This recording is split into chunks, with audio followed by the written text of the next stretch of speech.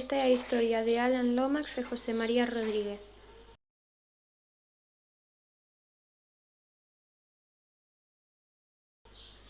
Alan Lomax foi un estudoso da música tradicional nacido nos Estados Unidos. Adicábase a percorrer lugares gravando as súas músicas. Entre xullo e decembro de 1952 pasou por España coa súa gravadora. En novembro dese ano chegou a Galicia.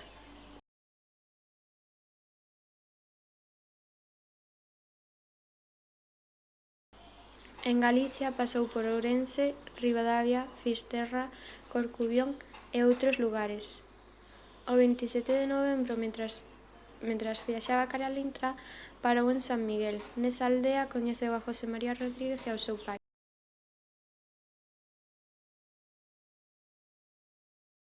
Alan Lomax fíxolle unha foto a José María Rodríguez e outra ao seu pai e outra aos dous xuntos. Tamén realizou 3 gravacións de José María tocando o chifro de afiador.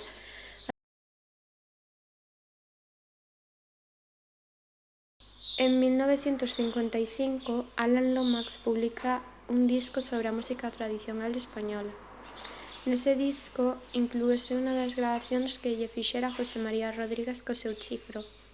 Ese disco chega ás mans de Miles Davis e uns dos músicos máis importantes da historia do jazz. En 1960, Miles Davis publica o seu disco Sketches of Spain.